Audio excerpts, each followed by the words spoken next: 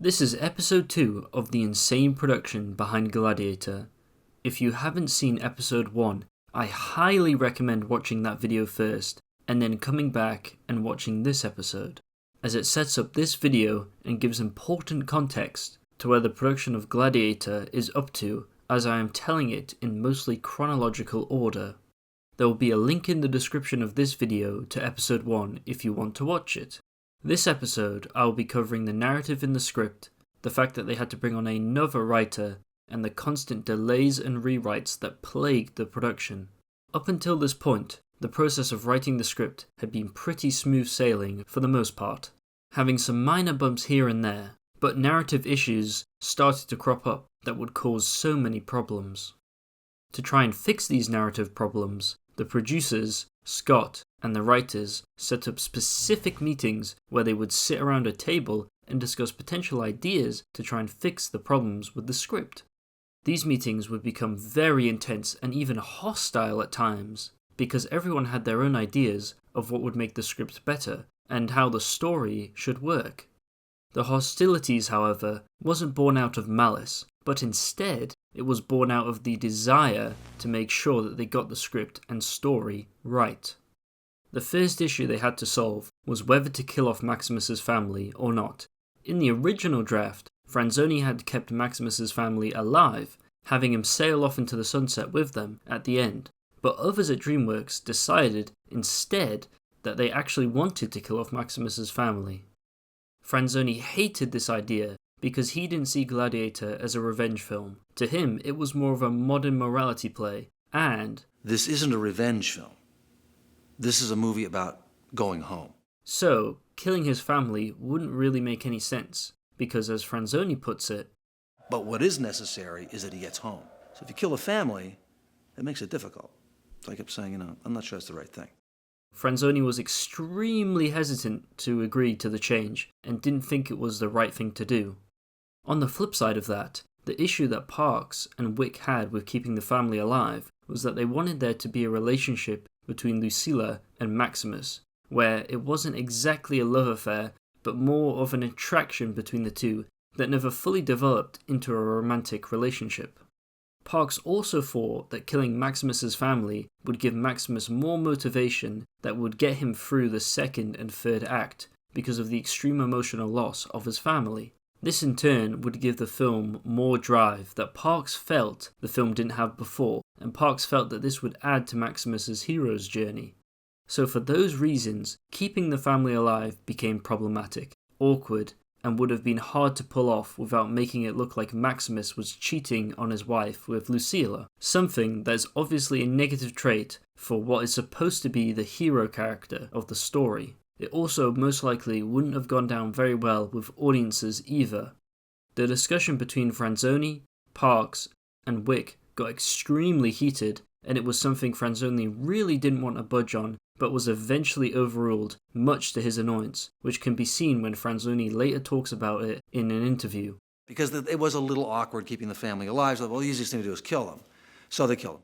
After Franzoni relented on the killing of Maximus's family, the script began to change a lot, according to Franzoni. It's something Franzoni seems pretty pissed off about. Just look at how he talks about it in this interview. Then they began changing the script a lot. The next main thing Parks and Wick changed was Maximus going into the Colosseum and surviving, because to them it made no sense that the Emperor would want to fight Maximus one-on-one, just to almost certainly lose since Maximus was such a skilled fighter. So during the meeting, they came up with the idea of Maximus being stabbed by Commodus and having his armor suited up to hide the wound from the crowd. Strap on his armor. Conceal the wound. This wound would become mortal and would make Commodus feel more comfortable in the fact that he could actually defeat Maximus and show off to the crowd, which would win the crowd over to his side. Of course, the dramatic twist was that Maximus would actually defeat Commodus and in doing so, die, which is exactly how it turned out in the film. If killing Maximus's family and then Maximus wasn't enough, the other producers also came up with the idea of killing Lucilla off during the third act, so Maximus would have even more motivation to kill Commodus. This idea also arose from one of the many intense script meetings they had. Laurie MacDonald, who was also an executive producer on the project and the only female involved in the script meetings, had taken some time off because of her responsibilities with her children when the decision was made to kill off Lucilla. When she came back and heard about the change, she was shocked and horrified that they would make that decision. This is because Lucilla was the only female connection in the entire film, and if they wanted to have any chance of potentially attracting a female audience, they needed to have at least one main female character. Clearly, the other producers didn't think that hard about it, and backtracked after an intense meeting with MacDonald. These script meetings continued on for a while. There was a constant pushing and pulling with very little compromise, with everyone in the meetings being so passionate about their own ideas. Ultimately, it seems these script meetings didn't do enough to fix the problems with the script, and they turned into a deadlock. The whole time the script was being worked on, the rest of the production was moving on with Scott, having taken more of a back seat during these meetings due to burnout and trying to focus on other areas of pre-production. By this time as well, Parks hadn't even fully greenlit the film, and Scott was getting progressively dissatisfied with the process as a whole, with Scott telling Parks, I said, I'll come in, I'll do this, but you have to greenlight. He said, oh, okay. I said, fine. So he greenlit before we'd had a script down, which I thought was pretty brave. So Parks greenlit the film when they didn't even have the script fully finished, because he and the other producers really believed in the idea, and everybody had this grand dream of what the film could be. But having the script not fully finished can be a massive problem for any film, let alone a film that was shaping up to be a massive epic like the huge films of the 60s, with a budget being estimated into the tens of millions. Without a script in place, there was no foundation to the film, or anything for the production to go off. Things easily changed on a whim, which screwed up the rest of the production. Time was running out to finish the script, and it got to the point where they were getting closer and closer to doing read-throughs at Shepperton in London with the actors. So out of desperation, Wick called another writer called William Nicholson, who was most well known for writing a play called The Shadowlands, which was later turned into a movie which he also wrote. Wick told him about how he was working on Gladiator and had some issues with the script, sending it over to him to have a look at and evaluate it, just as they were starting to do the read-overs. While Nicholson read through the script, the read-over happened with the actors and it didn't go very well. Most of the actors found the script to be off and not all the way there.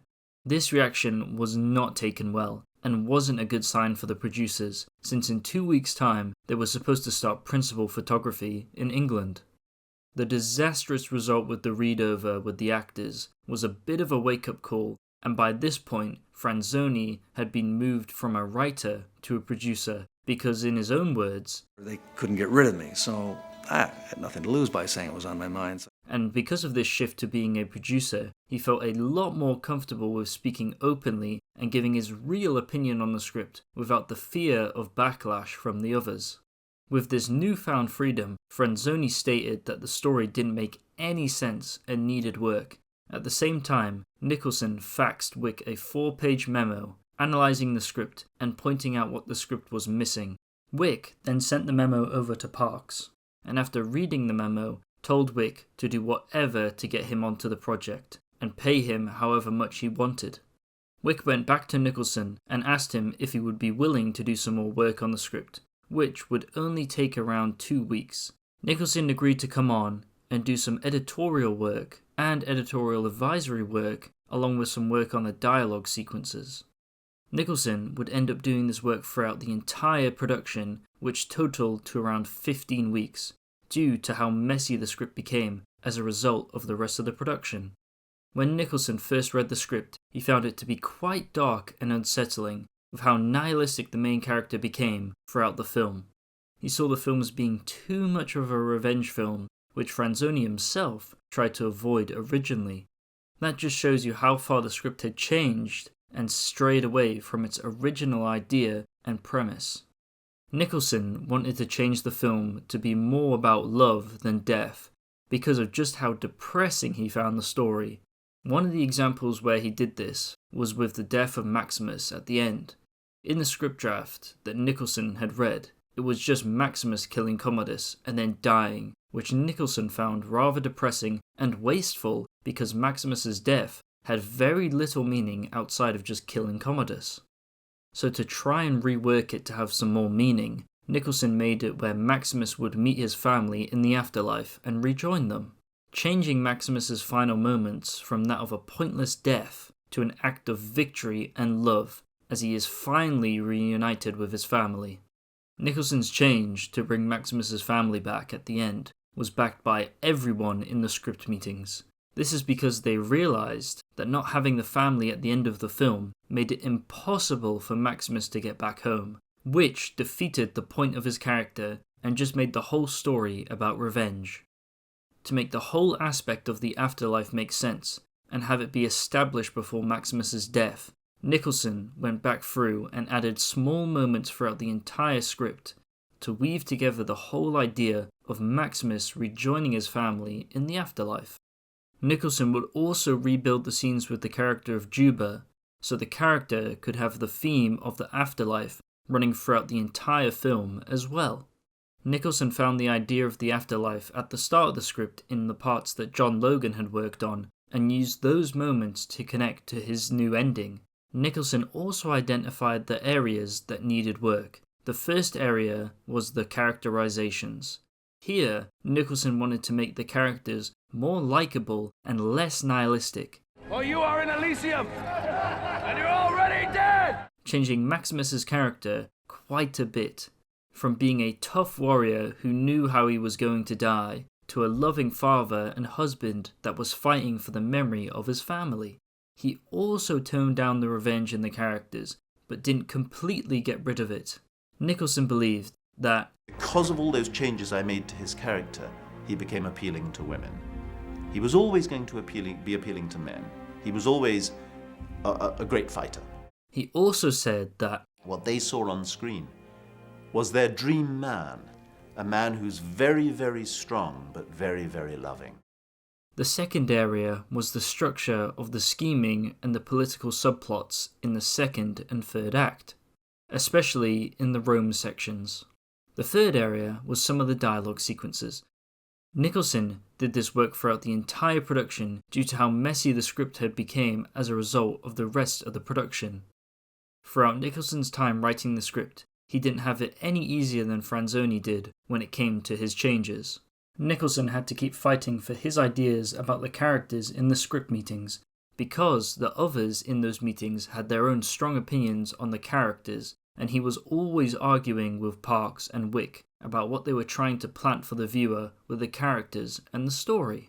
This whole process made it quite difficult for the script to progress in a timely manner and led to quite the amalgamation of a script, but this process did slowly work, with Franzoni stating, Every time we had one of these collisions, the scenes were better for it. Because, both men were willing to give just enough to accommodate what the other needed.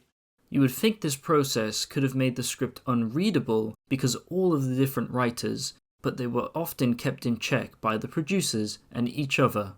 Nicholson later stated himself that even he had a hard time looking through the script and remembering which parts were precisely his, or Franzoni's, or Logan's. Logan and Nicholson would share in rewriting the rest of the script, and would rotate between each other when one of them would get burnt out.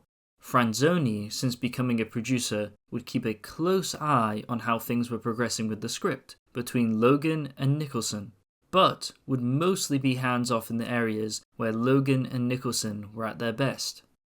By this point, the script wasn't fully finished, but it was close enough to where Scott had started filming because he simply couldn't wait around forever. He was under a lot of pressure from DreamWorks to get the film right, since it was a huge gamble for them. The main Germania front sequence was done first, being the most solid piece of script that they had when they first started. Scott would state that Nice to have the script all tied up and locked off and ready to go before you step anywhere near, even on the first day. And that so rarely happens. In this instance, this was certainly not locked up the day before I got on the set. So by the time filming was finished for the Germanian front sequence, and the production had moved to Morocco, Scott was having to play catch-up with the script, since some of the sections weren't finished, or needed rewrites to fit the scenes that were being filmed. To try and keep up, Scott would spend nights before the next day of shooting rewriting parts of the script with Franzoni. The pair would spend around all night working mostly on the dialogue. They would usually finish around 2 or 3 in the morning and then fax the rewrites over to Parks back in America. Parks would then read over the rewrites and would write pages about how he felt about them, what he thought they should change, and then fax back his opinions. Scott would have problems with some of Parks' opinions and would often say, "This is rubbish." Scott and Franzoni would get Parks' notes and then change parts of the script he suggested. Scott would take those new rewrites with him to the set and hand them out to the actors and other members of the crew, only to receive a bombardment of vitriol and insults from them as they couldn't understand why their lines and scenes had just been changed. According to Scott, they often told him, saying, "How can you turn up with words like this late in the day?" only for Scott to reply in his usual pissed off fashion, "I don't give a shit, you don't understand how long I've been up all night. I'm directing a movie as well, so all this was going on." And rightly so, but at the same time, eventually I've got to defend my position.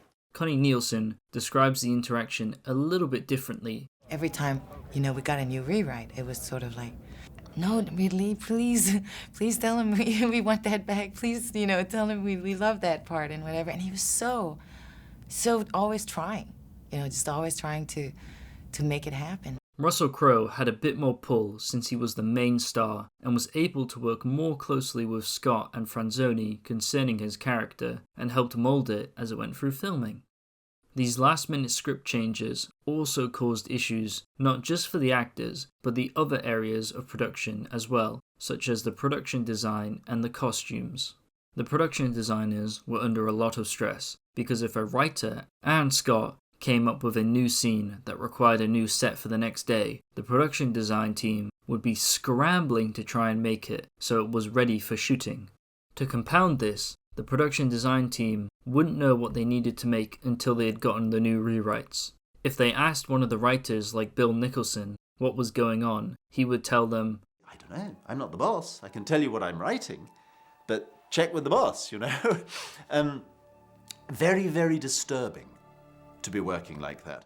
This led to an unwillingness from the crew to shoot certain sets that were finished, as they knew it would just be changed at the last minute, and eventually it got to the point where the crew would request to shoot scenes on the set that were originally going to be shot on last. This included bigger sets like the Colosseum and the Imperial Palace. The costumes were also heavily affected by all of the changes, and it led to costumes being prepared for scenes that were supposed to be shot that ended up never being shot, or shot days later. This just led to further delays and confusion on the set, with the costumers having to rush around and try and get the right costumes for the new scene. Him revealing himself didn't follow the Carthage battle, right? And then we switched it. So now I can't wear the toga and then hack the statue into a completely different thing. Parks and Scott kept in extremely close contact during the entire script writing process. At the start, the contact was on a nightly basis, but eventually got down to a basic simple email every night. At the end of their nightly conversations, Parks would end up putting all of their emails together in a book and called it Letters from the Front and sent it to Scott. Personally, I would love to read through that book, just seeing what was going on between Scott and Parks, like a fly on the wall, but I sadly never will. All of the script problems happened because Spielberg, Parks, and Wick jumped in too early and didn't have any proper scripts ready from Franzoni before giving the project the green light, which caused all of these issues because Franzoni hadn't even written the script, he just had an outline and the idea. Crowe said, "We've had a lot of difficult things on this film, right? Our script is being operated by committee, and that is not the best way to do it. It's actually the antithesis of how you should make a feature film." Scott, at the end of the day, thought the script was... I think it was fairly handled, actually.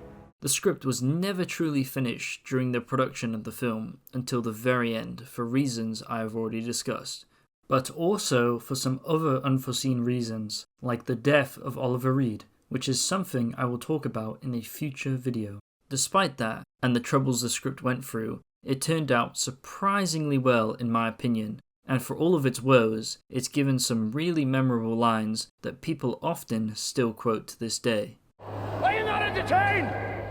Are you not entertained? That finishes episode 2 of the Insane Production Behind Gladiator. Thank you for watching, and I hope you enjoyed it. I know this video has taken a long time to come out, and if you have stuck around, I appreciate your patience. Unfortunately, I just can't make videos as fast as I used to, but I hope you will stick around as I plan to continue this series until it's done. In episode 3, I will be covering the pre-production of the film, which includes bringing on Arthur Max, moving away from epics of the past, and the immense research that went into trying to capture and understand the period.